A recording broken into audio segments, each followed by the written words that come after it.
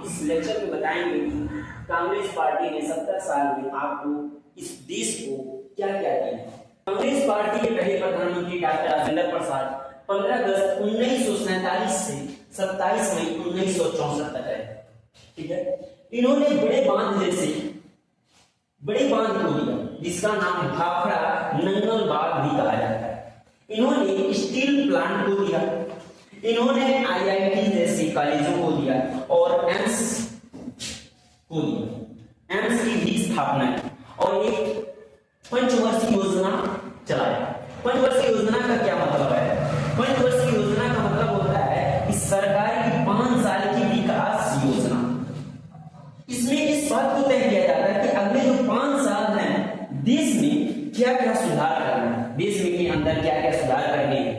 जैसे खेती में क्या क्या सुधार करना है, उद्योग में खेती को और बेहतर कैसे किया जाए, उद्योग में और किस तरह बेहतर और बेहतर किया जाए, शिक्षा को कैसे बेहतर किया जाए, स्वास्थ्य को कैसे बेहतर किया जाए, सड़क को कैसे बेहतर किया जाए, बिजली को कैसे बेहतर किया जाए। कांग्रेस पार्टी के दूसरे प्रधानमंत्री होते हैं लाल बहादुर शास्त्री, जो 1964 से 1966 तक है।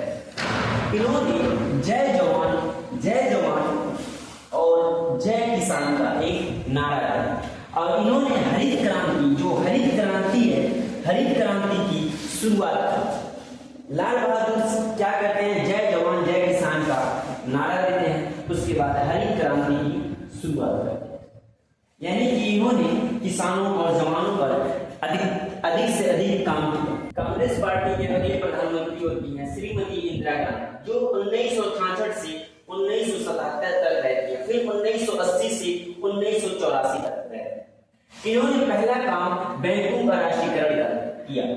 बैंकों का राष्ट्रीयकरण का मतलब यह होता है, बैंकों का राष्ट्रीयकरण का मतलब यह होता है कि यानी प्राइवेट बैंकों को सरकारी बैंक में कन्वर्ट कर दें। उसके बाद 1971 में पाकिस्तान पर क्या की? जीत हासिल, यानी 1971 में पाकिस्तान पर फतेह हासिल। तीसरी काम इन्होंने बड़ा काम क्या किया? गरीबी हटाओ का एक नारा दिया। जानते हैं कि बैंकों की राष्ट्रीयकरण के क्या फायदा? पहली फायदा क्या हुआ? गरीबों और किसानों को ऋण मिलने लगा, यानी गरीब जो लोग थे और किसान जो लोग थे उनको क्या मिलने लगा? लोन मिलने लगा। दूसरी फायदा, ग्रामीण क्षेत्रों में बैंक खुल गए, यानी गांव में क्या हुआ कि बैंक खुलने लगा। उसके बाद सरकारी योजनाओं का सीधा लाभ, यानी जो जिस सरकार पैसा किसानों को देता था उनको सीधा लाभ मिलने लगा, यानी डायरेक्ट उन्हीं के खाते में आने लगे। जमा धन की सुरक्षा का क्या मतलब? यानी जो पहले प्राइवेट बैंकों में पैसा रखा जाता था तो वो प्राइवेट बैंक वाले लेकर भाग जाते थे। और इसमें क्या हुआ कि क्या हुआ,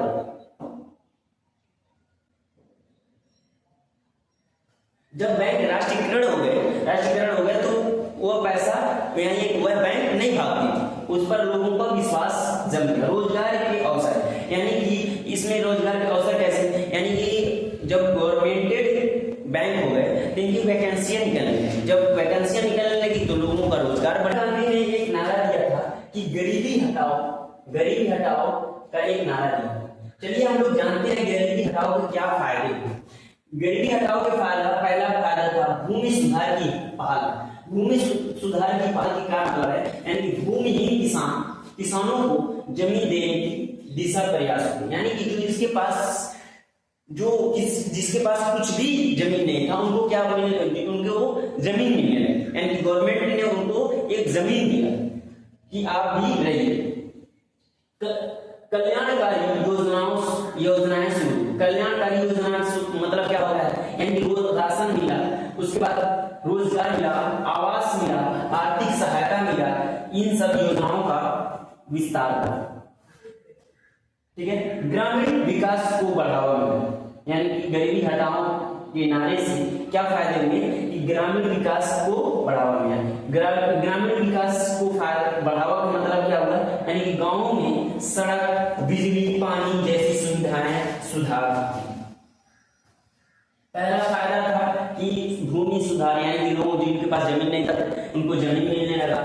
उसके बाद कल्याणकारी योजना, यानी कि रोजगार मिला, राशन मिलने लगा, आवास, आर्थिक, इन सब सहायता किससे मिला? गरीबी हटाओ की योजनाओं से। तीसरा ग्रामीण विकास का योजना। उसके बाद होते हैं प्रधानमंत्री, कांग्रेस पार्टी के प्रधानमंत्री होते हैं राजीव गांधी। राजीव गांधी कंप्यूटर व टेलीकॉम विस्तारित कंप्यूटर, इस कंप्यूटर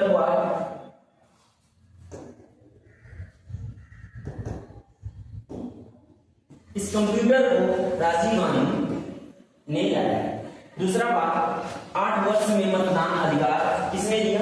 राजीव गांधी ने दिया। तीसरा, पंचायत राज को बढ़ावा देना, इस पंचायत राज को बढ़ावा। 3 काम महत्वपूर्ण इन्होंने किया। पहला काम था कि कंप्यूटर देश में लाए। दूसरा काम 18 वर्ष के लिए, यानी कि जो भी बच्चे 18 वर्ष के हो जाएंगे उनको वोट देने की अधिकार इन्होंने दिए। उसके बाद पंचायत राज का बढ़ावा दिया इन्होंने।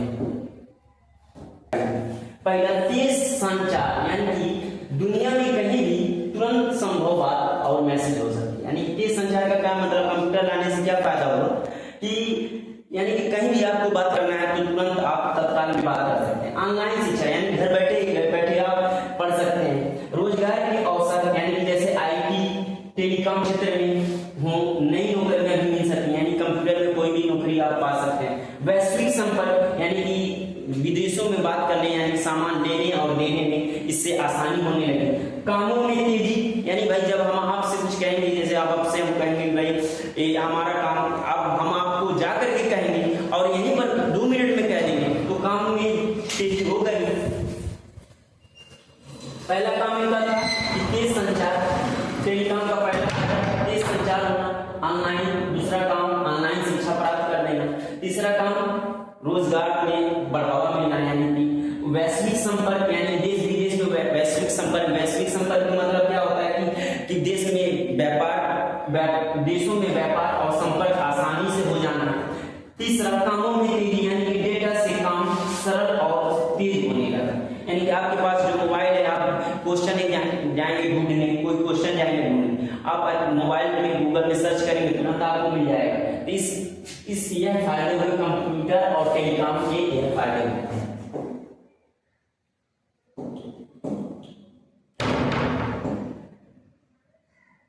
उसके बाद कांग्रेस पार्टी के अगले प्रधानमंत्री, होते हैं मनमोहन सिंह, जो 2004 से 2014 तक रहते हैं। इन्होंने मनरेगा योजना को चलाया। उसके बाद आरटीआई कानून, यानी कि आरटीआई कानून का क्या मतलब होता है? Right to information act. तीसरा, इन्होंने कहा शिक्षा का अधिकार, यानी कि आप शिक्षा लेने का एक अधिकार। पहला काम डॉक्टर मनमोहन सिंह था कि मनरेगा योजना चलाना, यानी कि मनरेगा योजना चलाना, ठीक है। दूसरा काम आरटीआई कानून एक्ट लागू करना, यानी कि राइट टू इंफॉर्मेशन एक्ट लागू करना। तीसरा काम शिक्षा का अधिकार कानून बनाना, यानी शिक्षा का अधिकार कानून, राइट टू एजुकेशन का क्या मतलब होता है? यानी कि भारत में जितने भी नागरिक रहते हैं, ठीक है, जितने भी नागरिक रहते हैं, चाहे उच्च वर्ग के हों चाहे नीच वर्ग के हों, सब लोग क्या कर सकते हैं? पढ़ सकते हैं।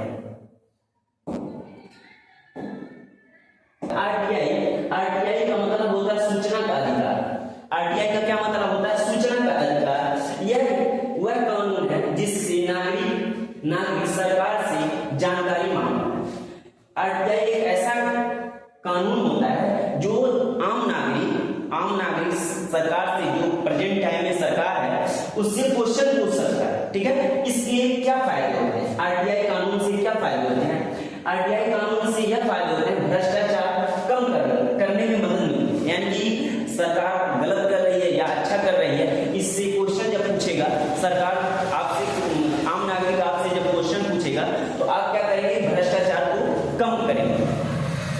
दूसरा फायदे होते हैं, जनता को अपने अधिकार की जानकारी मिलती है, यानी कि देश में क्या हो रहा है, क्या नहीं हो रहा है, देश किस जगह पहुंच रहा है, इस बात को लेकर आरटीआई कानून के हिसाब से देश, यानी कि जनता को एक अधिकार मिलता है, यानी जानकारी मिल जाती है इस बात को कि देश आगे जा रहा है, नहीं जा रहा है। तीसरी बात है, सरकारी कामकाज की जवाबदेही तय होती है, यानी कि जितने भी सरकारी काम होंगी, यानी कि सरकार क्या कर रही है, क्या नहीं कर रही है, इस बात को आम नागरिक को भी पता चलता है इस कानून के इस कानून की वजह से। पहला काम आरटीआई का मतलब होता है सूचना का अधिकार। इसमें कुछ नहीं होता है, सिंपल सिंपल नागरिक को सरकार से क्या जानकारी मांग सकता है। आरटीआई का मतलब सरकार से आम नागरिक जानकारी मांग सकता है, आप कहां तक देश को लेकर जा रहे हैं। इसके पहले फायदे होते हैं कि भ्रष्टाचार कम होता है, दूसरा जनता को अपना अधिकार पता चलता है कि ठीक है सरकार क्या कर रही है क्या नहीं कर रही है। दूसरी बात सरकारी कामकाज की भी पता चल जाती है, इसमें सरकार देश को कहां तक लेकर जा